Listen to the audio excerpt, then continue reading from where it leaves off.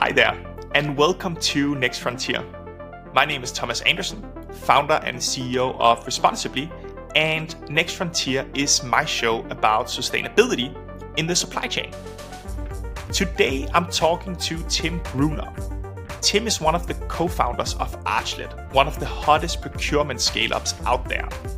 Tim and his co-founders founded Archlet straight out of a procurement-focused project at university and has grown it at a really impressive pace. Archlet essentially helps buyers make sourcing decisions, so Tim is really well placed to discuss how sustainability is included in these sourcing decisions, what best practice looks like at some of the leading companies out there, and what he sees for the future of sustainable sourcing. He was also a lot more bullish about sustainability in sourcing when he started out than he has been in the last couple of years. But all of that is about to change. Stay tuned to find out why and why they burn snowmen in Zurich. Okay, Tim Grunow, co-founder and managing director at Archlet. Here we go.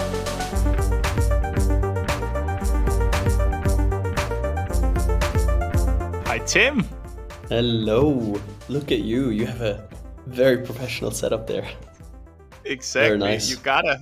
And I even have the planed position in the background, so there's a little bit of green in it and everything. Nice. Cool. How are you doing, man? It's good to see you. Good. I was in the mountains on the weekend. My co-founder Lucas turned 30, so he did a bit of a party for his 30th, and so we went to like the mountains, and it was super nice. Like very lucky on the weather side. And today, actually in Zurich, we have a bit of a holiday because it's like we have a special spring festival in Zurich where we burn a snowman, and that's happening today. A snowman. Yeah, it's kind of weird. It's called Leuten, so like 6 o'clock ringing the bell, translated to English. And so there's different guilds in Zurich, and so they're celebrating the end of the winter by burning that snowman. And so no way, Zurich is like a huge party today, and we still made our way to the office today. So I can speak to you, obviously. Wait, so I want to have a visual picture of that. So do you actually set fire to a snowman, or how does that work? It's funny because my partner, she also thought like we would actually like burn a snowman, a proper snowman out of snow, but it's made out of like fabric, so textile. So it's just a white, like it looks like a proper snowman, and it's on a pile of wood, and then the guilds ride around it with their horses, and depending on how long it takes until the head explodes, that will define how good the summer is going to be. And last year, I think it was like 57 minutes. And so it was going to be, or it should have been a really bad summer. And maybe it was bad because it was so hot. I don't know how to interpret it. But wait, do you put fireworks into the head then? Or how does that work? Yeah, there's big fireworks in the head. And so the fire goes up, right? Amazing. And then it takes, like sometimes it takes, I think the fastest is maybe 5-10 minutes. I don't know. I don't remember. And then, it can go up to an hour. And so people stand around it and wait until it explodes. Sounds very boring, but wow. I want to be invited for that next year, Tim. You can. Yeah. Join us. Sounds fun. It reminds me. It's today at 6. It's today at 6. Mm-hmm. In Denmark, we have something quite similar when we celebrate spring. We call it Sankt Hans. We basically burn a witch. So we set a big fire and then we burn a witch. And the funny thing is when you compare it to what they do in Sweden, where they celebrate Midsummer, and it's basically the same celebration, but they all put like flowers in their hair and dance around like a pole with flowers. In Denmark, we set fire to something. Nice. Okay. So something in common. Yes, exactly. And something very, very, very wrong with the Danes, I think. And the Swiss. Awesome. Cool. But I'm really looking forward to this conversation today, Tim. Yes, so am I. Yeah. And how are you? How are you doing? Very good, thank you. My kid turned 3 last week. So we spent the Sunday doing like a family birthday. Okay. And I have like, one of the things I want to carry over for my own family is my dad, he has this special type of cake that he used to make, like a layer cake. Like honestly, it's very simple. But like I've now made it 2 years in a row, and I feel very Yeah. proud of myself because I didn't screw it up. So Nice. that all went as it was supposed to go. So And that your was kid nice. liked it, or? Yeah, as much as a 3-year-old likes any cake, I think. So it's not very skeptical. Just enjoy sugar. Exactly. But it was nice, and it's a beautiful day in Copenhagen today. So all is very good. Nice. Nice to hear. Thank you so much. And Tim, welcome to Next Frontier. Yeah, thanks for having me.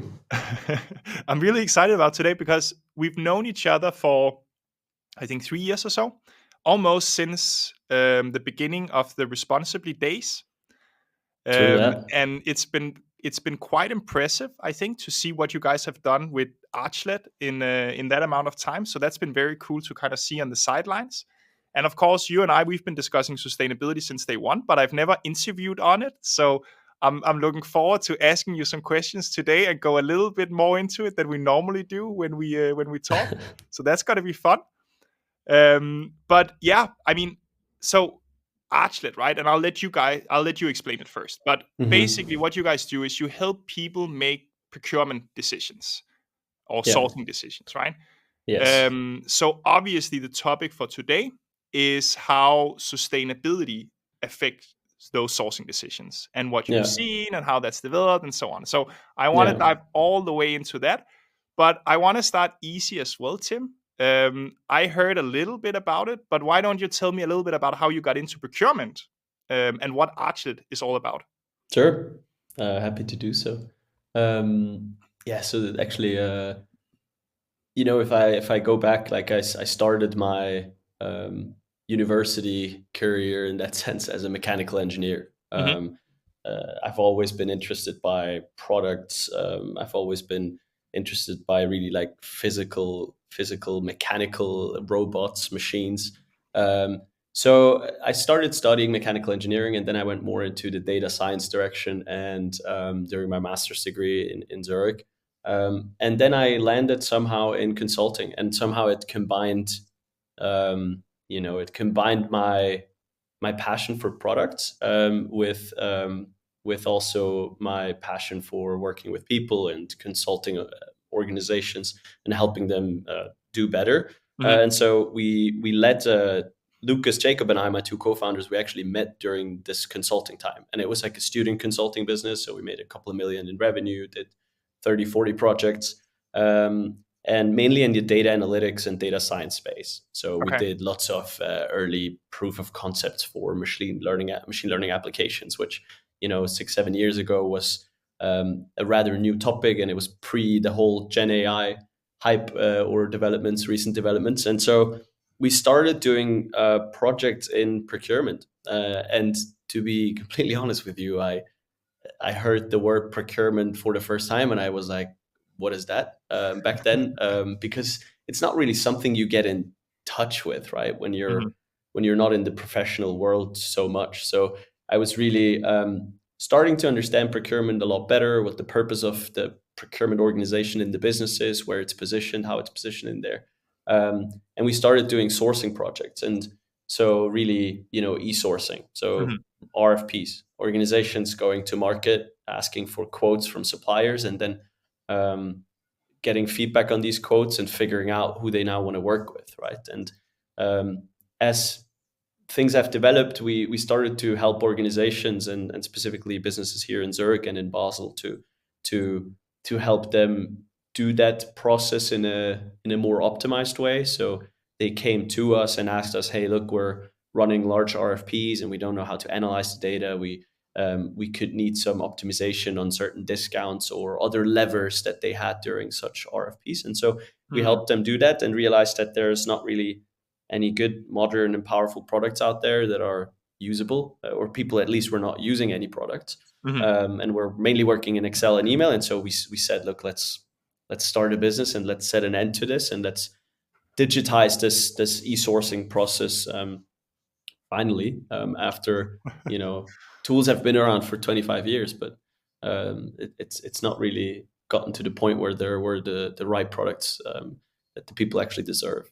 Why do you think that is? Like, why do you think that people in so many functions get stuck in like Excel? Yeah, I mean, in, I mean, obviously Excel, obviously, it has a ton of flexibility, so you can do whatever you want to do with it. And oftentimes maybe people are too restricted to do things they always did it, right? So they're not really, we've realized that people are often, it it really needs a great product that adds value and is really easy to use for you to move to something new, or to move to a product where you know how to use Excel, right? Like if I would tell you a new task, you would probably be able to do it in Excel. So you need to really build features and functionality that helps people get more value out of a product than they would if they use Excel. And I think in procurement specifically, what's interesting is organizations historically seen have always grown more, or have when you look at a company and you look at a public company optimizing shareholder value, you typically look at the sales and marketing efforts first, right? You want to optimize your revenue, and typically, your cost historically has always been a latter priority. So you first want to optimize your revenues, and that's why also procurement probably has been a bit late to the party, in the sense that they weren't the key focus in the first wave of digitization, and so the tools that were developed, maybe lacked a bit of innovation and to be really the great products that people in procurement deserve today. So I think it's also a bit historic how digitization and where digitization has started in the companies to where they are now in terms of digitization, in sourcing and procurement. So Interesting. obviously builds a big opportunity, right? And if you think about the sustainability topic, I mean, there's no better place in the business, right? To when it comes to, or it's one of the most influential places to be in procurement when it comes to optimizing on sustainability, right? Or you're pretty much at the intersection of the entire supply chain, the entire value chain that you have on the upstream side, and your business. So you're kind of the gatekeeper for the business. And so for us, it's always been really interesting to work with such an organization that sits at such an interesting interface and hasn't really gotten the attention it should have, and doesn't have the seat at the table yet like it should have. And so that's really why we've doubled down on this opportunity for us to start building a business in that space. That's cool. So basically, you did the work, you saw all of the problems, and then you were like, I think we can do that better. Exactly. Yes. In short. Cool. In short, amazing. I think many entrepreneurs can say something like that. But that's amazing, Tim. You touched upon sustainability there. And I just looked at your website this morning, right? I remember when we first talked, sustainability was plastered all over that website as one of the key value props. And now it's almost gone. Like, you can find it if you dig around a little bit. What happened? Like, tell me a little bit about that. Yeah, that's a good question. I mean, when we started, we probably overdid it a bit on the marketing side for the topic. So you also started the business pretty much in that time, right? When it was the prime times of the economy, and people were really looking for that next thing, and sustainability was, in our eyes, at least in the conversations, it was a very prominent topic. But then when you started to look under the hood, many businesses were talking about sustainability, but very little were actually very clear or had very clear strategies implemented in their business already at that point in time. So the 3-4 years ago, to execute on them and to really start delivering value, capturing value with on the topic. So I think for us, it was more like going a bit back to the basics, where we realize businesses aren't even at the point where they have data transparency so that they can do this whole thing around, implementing or making, more sustainable sourcing decisions more operational, and including that into their operating model. I think most businesses weren't even there yet. So I think we had to take a step back on our side and say, hey, look, there are a handful of businesses that are already really advanced that can make use of this. But a lot of other businesses also are still a bit earlier stage, where it's about bringing your processes from an Excel sheet to a more digitized process. And then the next step is to then start to operationalize the to include different parameters into the decision-making process, where then sustainability obviously comes in as a big lever. But I think it was maybe a bit of naivety in the beginning when we entered the market, to also learn that many businesses are not there yet. Doesn't make it obviously lesser a priority, but it takes a while. And I think that was maybe something that we learned over the past few years. But we're still working on the topic, where we have partners in that space. We work with our customers on use cases where they implement parameters into the decision making, where they've operationalized that and have successfully done so. So it always depends on the customer, on the category even. So within the customer, on the specific teams who are working on either freight procurement or packaging procurement. They might have a lot more awareness around the ESG topics in general, especially the environment topics on their side, and then maybe less so on other categories. And so that differs very largely. 100%. And I want to talk more about that as well, because I think that's one of the misgivings sometimes when we talk about sustainability, right? Because it can sound like it's one thing, but it's many things. And then every single category needs a different sustainability strategy and so on. So it gets very complex. Let's talk a little bit about kind of the development that you guys are seeing, because I think it's very interesting, right? Like, 3 years ago, as we discussed, sustainability would be in every procurement conference almost, right? Yes. So you would be like coming from it outside in and being like, okay, this is very hot. And then you would be talking to people about it. For us, it was very easy to get meetings to just talk about sustainable procurement. But you would very quickly realize that everybody's getting started on this. Very few companies were doing something already. And it wasn't in all segments where there was a readiness to take action on it. Yeah. Do you think that has changed today? What's making that change? I do believe it has changed over the last 2-3 years, given the market has been educated over this time. I think the topic is so complex, right? Like the topic in itself, it's huge, right? I mean, you can talk about hundreds of different things, that like parameters that you can look at when optimizing a decision in sourcing. So everything around ESG, it's not just one answer typically for it all. So what we've realized is that businesses had to go through that process of understanding that it's complex, and then as a next step to boil it down to a few important metrics. And so what we've realized from a procurement point of view, and I don't say that holds true for every business, and also every part of the business, because procurement is just one partner that has a big impact on influencing the topic.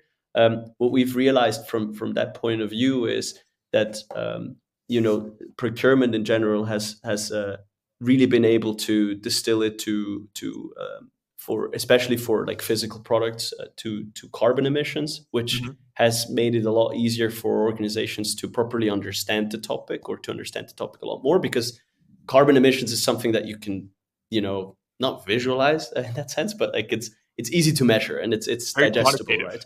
It's very qualitative or quantitative as well, too. Like, and so the thing is, what we've realized there is that that's an area for us to start in.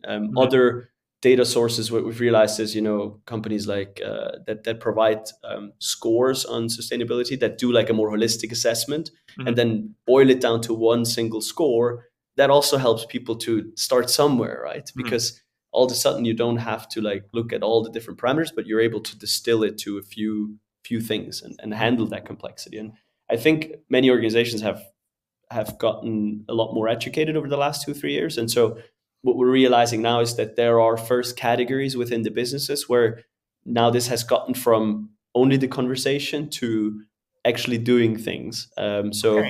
we do have use cases in freight, for example, where organizations are, looking into, and freight is very nice because the thing in freight sourcing is, or in freight procurement is that, it's highly standardized.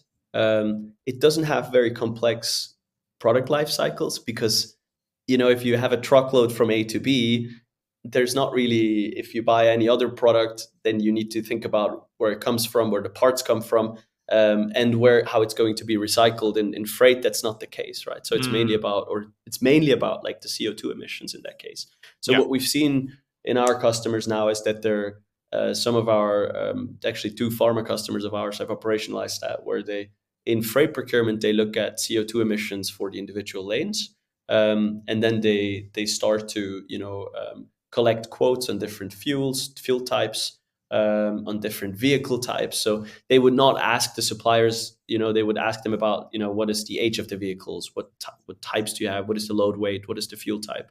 What's the distance? Like, where are your vehicles coming from? And so on. So just to have a better understanding of some more factors to influence that, the decision, and make a better decision for the business.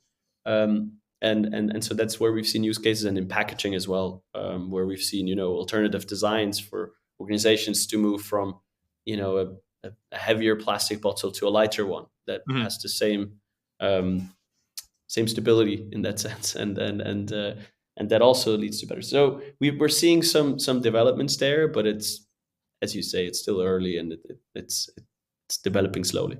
But I think, maybe to summarize again in short, I think through the educational gap that was there 3-4 years ago, I think we've done a step now, but it's ongoing. I think the market needs to be educated more and more to push more projects and to make things more tangible, for the businesses. And you're basically, so you're seeing it bottom up. You're seeing like categories are emerging, like, as you say, freight and packaging, where the need is more urgent. It's maybe a little bit easier to assess. The footprint is big. And then those are the early adopters, and then you see it expanding out. You see that more than like the centralized, the CPO says sustainable procurement is important, we need to do this everywhere, and then you kind of branch it out from there. Well, yeah, maybe that's a bit of like, we typically see our users using our product and implementing the strategies, right? So we would sometimes have interactions with the leadership and their strategies.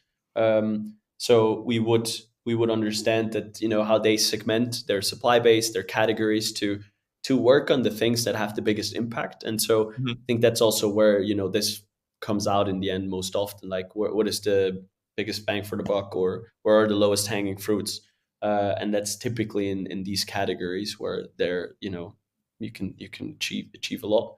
But it's I think it, strong leadership for that topic is really, really important, to drive it ahead, right? So I think the organizations where we see these use cases, there's a very strong leadership buy-in for the topic. There are people there that, are very serious about becoming more sustainable as an organization, and wanting to drive things ahead in that domain. And so it drizzles down, and then it creates these results and these use cases. So interesting. Yeah, that's super interesting, because we are probably often seeing it the other way around. So we did an analysis not too long ago where we found like 80% of the time our champion for sustainable procurement sits on sustainability.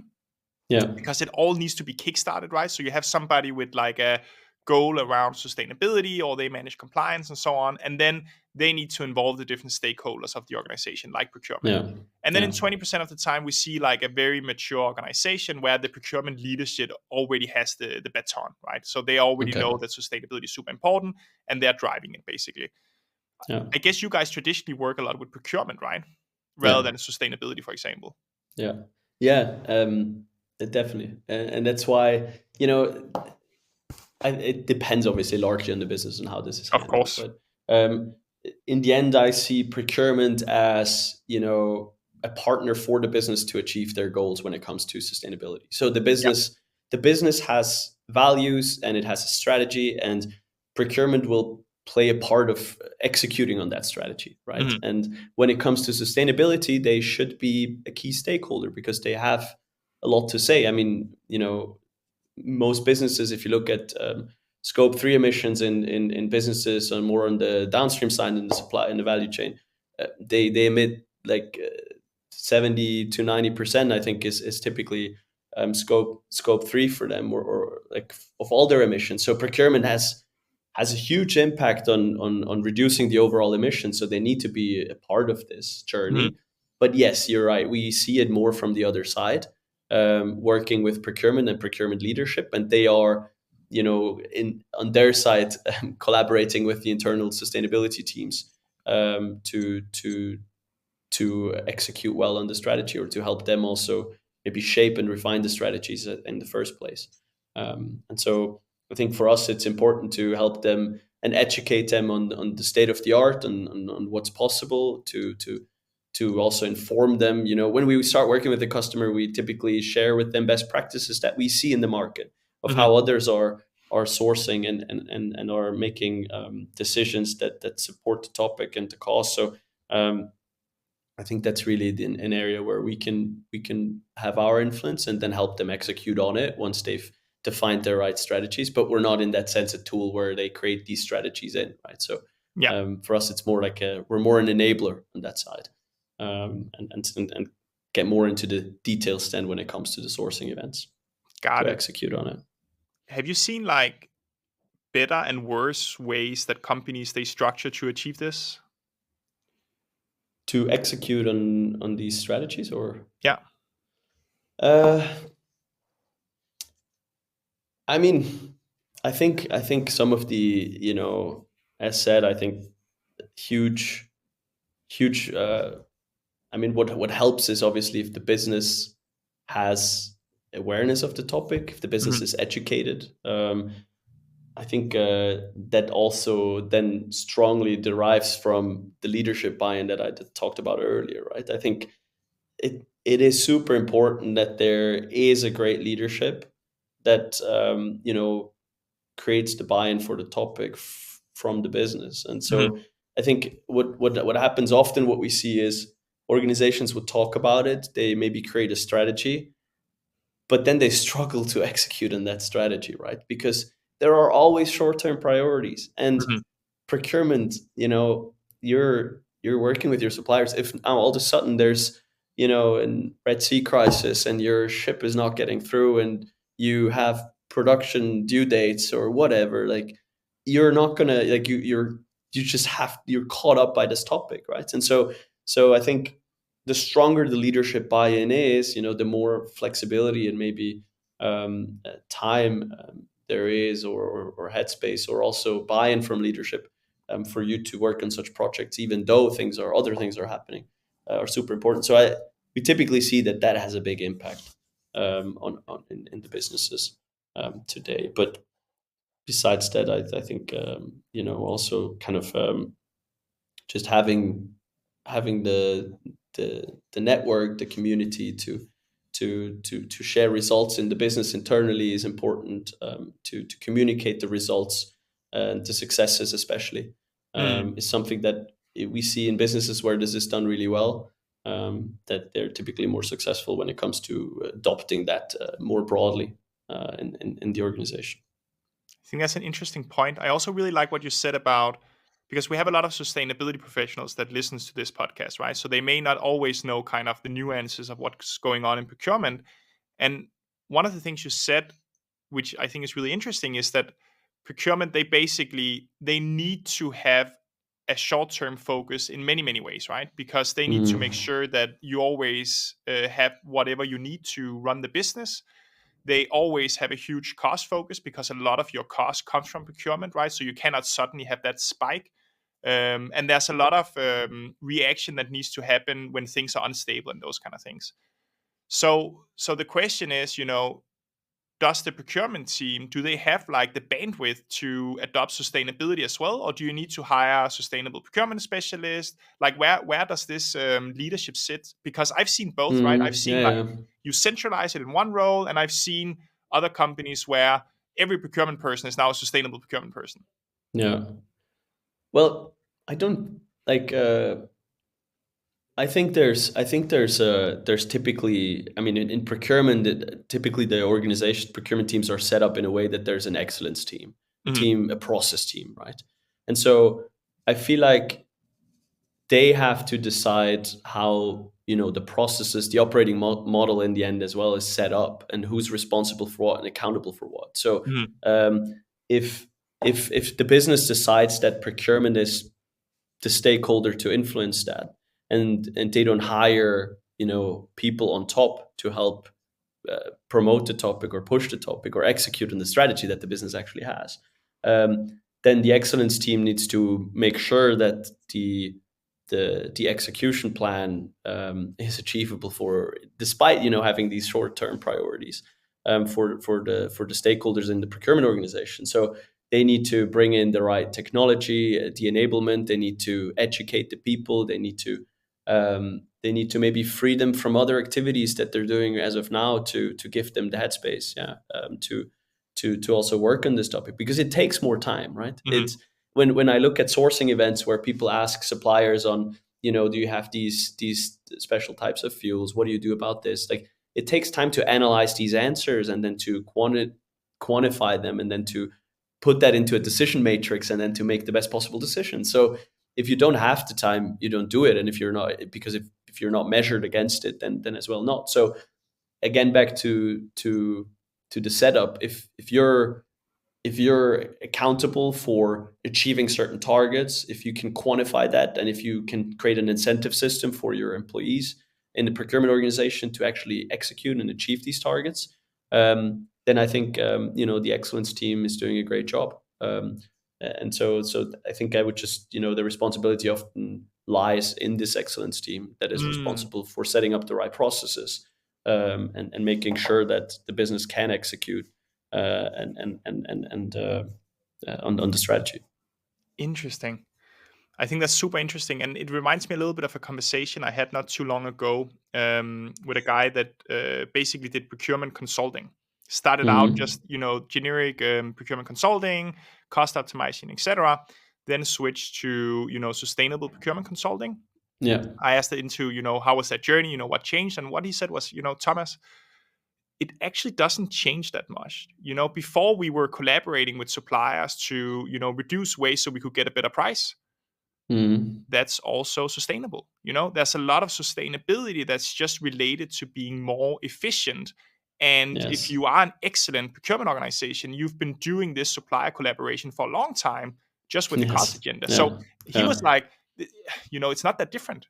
Yeah. Yeah. No, super good point. I mean, in the end, what does procurement do? I mean, as we said in the beginning, right? You're the interface to the supply base, Hmm. and if you what procurement is really really good at is at segmenting suppliers, putting them into different buckets, and then figuring out, okay, who are now our most strategic suppliers, right? And often Hmm. large organizations have 20, 30, 40, maybe 100,000 suppliers, and maybe 100 or 200 suppliers will be your biggest ones and where you have the biggest impact, right? And so if you work with these 100 or 200 suppliers, and you do that in a very systematic approach, you're going to be able to manage the load. You shouldn't try to work with 40,000 suppliers at the same time on optimizing this, right? Hmm. So it's a lot about, as you say, collaboration with the suppliers on reducing, when you talk about, we have few customers, or most customers actually, in food and beverage space.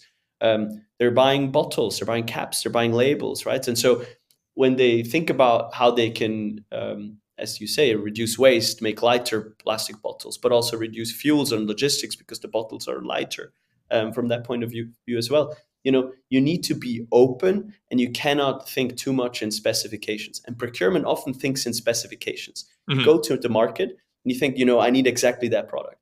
But if you're more open to innovation, and think more in what is your desired outcome, what do you want to do? You need a container that is filled up and that brings a product to the market, right? If you don't stick too hard to what you already have, Hmm. you expose yourselves more to innovation, and to potentially then more sustainable outcomes from a product perspective. And so fully agree. Like, procurement has the role to to engage suppliers, to manage and to build relationships, and to build initiatives with them on how they can become more sustainable in the future, and to foster innovation. And so that's really the area that is interesting. So where I see the biggest potential for procurement now. I think that's a super interesting point. Basically, involving suppliers in the innovation cycle, not just doing it all yourself, creating the spec sheet, and then going to market and being like, deliver on this. Yeah, that differentiates the very best from the okay or good ones, I think. That's Yeah. interesting. And so, in the end, what we do is we facilitate that because that brings additional complexity, right? Think about, you allow your suppliers all of a sudden to not only quote, on your classic product, but also other products. We call this alternative bidding in e-sourcing. So you're maybe, you're a supplier, I'm the buyer. You give me a quote. You give me a quote for my classic old product that I always have been buying. But you also tell me, hey, look, we've been very innovative in the last few years. We've actually built a plastic bottle that is the same size, but it's 20% lighter and it has 20% less plastic and la la la. Then, I might be open for that quote to come in, but if I don't set up the sourcing process to allow for that alternative bid to come in to my RFP process, then I'm doing something wrong. So this increases complexity for buyers, and only if they have the right tooling or capacity, they will be able to manage these quotes and to manage that additional complexity. And so we're doing a lot on that front, and this is called often called expressive bidding, where you allow suppliers to give you a lot more parameters so that you'll find yourselves at a better agreement in the end. And one dimension of that expressive bidding can be that there's alternative bids for alternative products that might be more sustainable options that will help you to in the end reduce waste or reduce fuels on the logistics or transportation front. I've never thought about that before, Tim, but you're absolutely right. Like it makes so much sense. If we want to change things around, we probably need to challenge our spec sheet sometimes and look for new products. That's very difficult to do at scale. It's easy to sit down with a supplier and it's a big strategic relationship, and maybe you only manage a few of these and have those collaborations, but it's super hard to do at scale. But that should be the norm, I guess, for anybody who wants to do sustainable procurement. You should be able to say, hey, challenge us. If there's a better way of doing this, then we want to know about it. Exactly, 100%. Okay, that's cool. But now we've talked a lot about emissions, and we talked about in the beginning, it's very complex sustainability, and emissions might be the most simple one in the way that it's very quantitative. What about everything else? Do you see anything there happening? We do. So, we also support, as an e-sourcing software, we also support RFIs. We've now seen that many organizations have come back to us and asked us if we can implement standard questionnaires or procedures, things that you always have to ask in every RFP. And typically less on the social side of things, right? So I think diversity and inclusion is a huge topic, especially in the US for US customers of ours, where they care. They have lots of different things that they weight differently than maybe European customers would. And so this topic has come up a lot in the past. And that's also interesting because typically when you think about sustainability, you would think about, like steel and the steel production plants and like the big emissions, right? But as you say, there's so many other topics that are obviously, that's just the E, right? So there's more to ESG.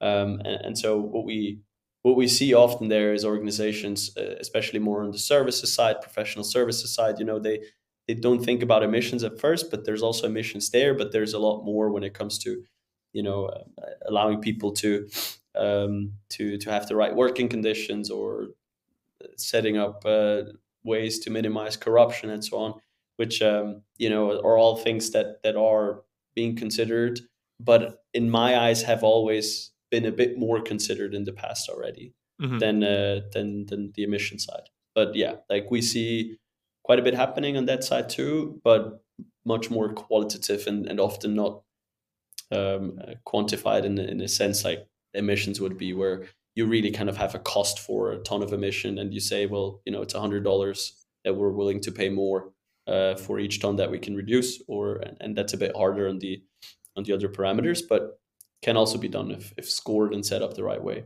Yeah, 100%. Yeah, it is a lot. Like many of the, like GRI, for example, they default to then tracking things like percentage of suppliers that have been audited or that are certified or something like that, right? So it's like Yeah, some sort of binary scale, and then you track like a percentage of suppliers that have fulfilled that criteria or something like that. exactly. Yeah. Interesting. What we see as well is we've we know of a few of our customers who have set certain ESG targets on the board level, for example, who have specific score providers that are out in the market, to say, okay, we want to get from a level of a weighted average level of 40 to 60, and Hmm. so they're starting to really quantify it a lot better and operationalize how they let these parameters be influence their sourcing decisions much more. So Hmm. it's I would say it's as relevant as the other topics, and so Hmm. we see definitely that's a maybe more digestible often, even for procurement professionals, than the more quantitative parts around carbon. Yeah, makes sense. And I guess compliance plays a role here as well, right, on the social side. Yeah, definitely, yes. In procurement, definitely, it's a yeah. If not there, where else? I mean, Yeah, yeah, yeah. yeah, 100%. Are you guys competing with Tecto? Not really. So Tacto is really more on the manufacturing side, but lots of more SMEs. Hmm. So we work with a lot smaller organizations. We typically go after bigger organizations. I think for them, it's really interesting because their customers are typically like German Mittelstand companies Yeah. with 100, 200 million revenue. And they've obviously been impacted by recent changes in regulations, right? Hmm. So I think Taxo has gained quite a bit of traction due to that, to these Lieferketten, Sorgfaltsgesetz, and so on, where organizations need to start to create more transparency in all their procurement activities, and I think they've done a great job at building out a broader platform around this to manage suppliers, to manage sourcing activities. So I think that's been going well for them. We focus more on the large organizations, Hmm. where the more complex organizations, where typically we see um, that they're more advanced on that front already, and they typically do have like a dedicated team Hmm. that focuses on like optimizing for ESG, and so it's a bit of a different setup from our side. Yeah, So 100%. we It, it's don't, but it's very interesting development. it's a very interesting case, right? Because basically, what they're saying is you have a lot of companies like Mittelstands, like middle-sized companies that are not digitized from a procurement perspective, right? They're Yeah, like the Excel, monkeys that's been operating in Excel forever.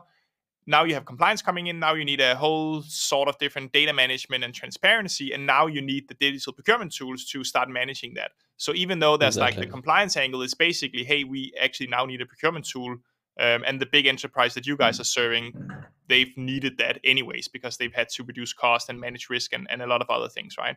Yeah, But yeah, it's interesting how kind of the compliance have led to almost the creation of now we need the entire middle sector operating with digital procurement tools as well. yeah. Yeah, no, fully agree. And sometimes it is the reason why we land in organizations too, right? Especially in the pharma industry in the past, we've seen customers to put a lot of value on the compliance topic, where, the one of the key reasons why they brought a sourcing tool in that they finally adopted was was compliance based. But yeah, they found a great angle there for smaller businesses, where, as you say, this has become a more prominent topic in the Mhm. in the past years. Interesting. Have you seen any like bad examples of what not to do, or just kind of learnings, that people should think about if they want to get started with sustainable procurement? Um, That's a good question. What not to do? Um, I mean, I feel like the most important thing is always like just start. I think many Hmm. organizations that are maybe a bit in analysis paralysis, or that's not something you should be doing. I think Hmm.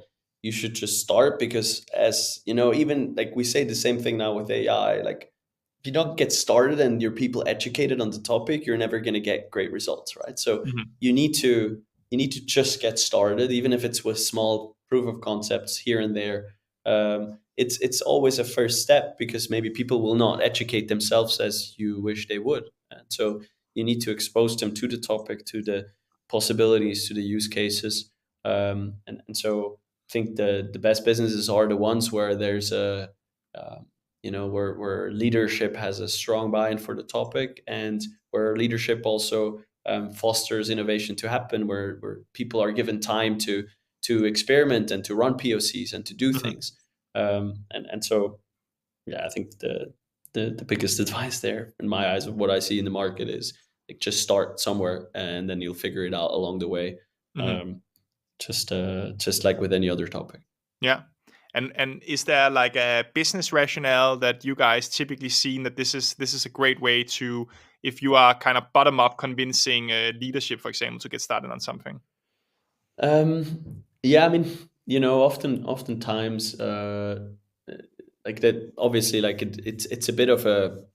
I think there's different reasons of why, yeah, you would, from a business perspective, do it, right? I mean, often it's more maybe also consumer-facing businesses who have in the past focused a lot on the topic, because they sell to end consumers who care a lot about the topic and who want to be buying the right products in the market. So I think, as a procurement professional, if you're, as we go back to the topic, like if you're close to the innovation happening on the supplier side, like bring that to your business, and try to communicate the value of potentially switching, a certain material, or to a newly designed product, and also use that to communicate with, even marketing, to make sure that then, maybe there's a great business case behind going for a more sustainable product, because you can use that for marketing purposes, Hmm. in your business, to grow, to further grow, or, as we said earlier, to reduce waste and even cut down on cost. Like, I think there's this kind of dual strategy, or this dual mission that is happening, right? You need to cut down on cost and cut down on emissions, and improve on ESG. And so, um, that's really where I feel like businesses can really do maybe a better job at just communicating this well internally, Hmm. and communicating the value of such outcomes, potential outcomes. Yeah, I think that's a great point. More internal kind of stakeholder management, almost, or just communication to make sure that everybody's running in the right direction. Yeah, definitely. And it is hard, right? I mean, it is hard to now, for example, for a sourcing manager to all of a sudden think in the sense that, how are we going to now sell that up to, like, go, because you're typically, maybe you're not incentivized to do so, right? So Hmm. I think there, from the top down, there needs to be the right incentive structure to make sure that people are doing the right things, and are bringing innovation to the table, and are able to communicate it well in the organization as well. Hmm. Okay, so somehow including sustainability in like the performance targets of procurement. Ideally, yes.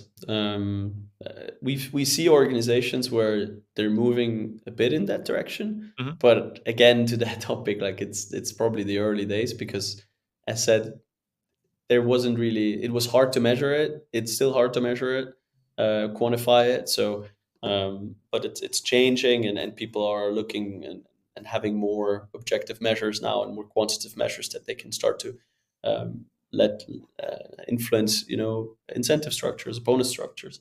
Oftentimes it doesn't even have to be like reduced by so much or whatever. It can also be like pushed to initiatives in that topic, right? To Hmm. expose yourselves and to educate yourselves around the topic. So I feel like there, a lot more good stuff can happen.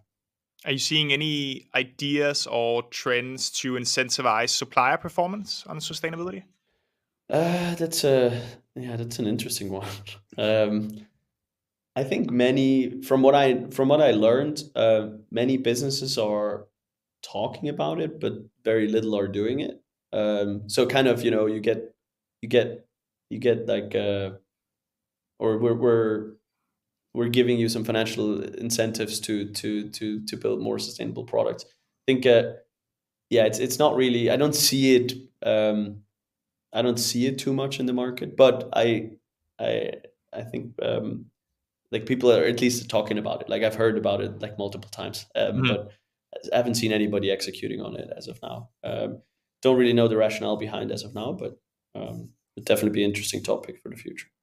Yeah, I guess it's still too immature. If you barely know how to measure on sustainability, it's hard to incentivize by it, but would be cool to see it Probably. scale. I remember in offload, my previous business in logistics there, Yeah. we saw trucking companies just being very, very squeezed on payment terms. So, you're a 2-person company, you have to pay so much upfront, and then you get like a 200-day payment term contract from Pepsi, right? Okay. Yeah. Impossible to manage your business. So, like there, we thought a lot about from a health and safety angle to incentivize with factoring and better payment terms and so on. So there are, you have some of these nuggets as a procurement person that you can hand out. You're only allowed to use our logo on your website if you reach a certain level or something like that. Yeah. Yeah. No, yeah. We hear that sometimes as, being a startup ourselves or scale up. Like, we often get treated better, as well, from organizations in terms of Mhm. payment terms and so on. So yeah, that makes sense. That's true. Like, that's a good point. I was thinking more of the like, yeah, more of the like, Price wise. product, like, suppliers that for the larger organizations. But I agree. Yeah. Awesome. Tim, I could keep talking to you about this, but I know you have a hard stop. It's been an absolute pleasure having you on Next Frontier. So thank you so much for joining. Any Thanks for last having words me. you wanna leave a procurement person with who have heard your message? You just need to get started somewhere. Like what should they do tomorrow? Um, I mean, like, in the ideal world, like, educate themselves. Get out there, read. Call us if you, or yourselves, if you want to learn a bit more about how to source more sustainably, and then take it from there. And have a bit of courage. I think, people also need to take a bit of a next, like, a step sometimes, and go, like, jump beyond what they would usually do. And I think with sustainability, it's the same thing. Awesome. Fantastic, Tim. Thank you so much for that. And thank you for coming on Thank Next you. Frontier. It was nice to see you. Thank you so much for the conversation. Likewise. If you're still here, then first of all, thank you so much for listening. If you've got thoughts about this episode or what you'd like to hear more of, you can email us at thomas@nextfrontier.earth. We really do read every email. You can also hit me up directly on LinkedIn. Just search for Thomas Buch Andersen. That's Thomas Buch Andersen. If you feel like it, please share with your friends and subscribe wherever you listen to our podcast. We also have a YouTube channel. It's on @NextFrontierEarth if you want to see what we actually look like in person. And if you really love the show, hit us with that 5-star review. Today's episode was produced and edited by Christina Sotu, and Next Frontier music is by Keyhole. See you next time.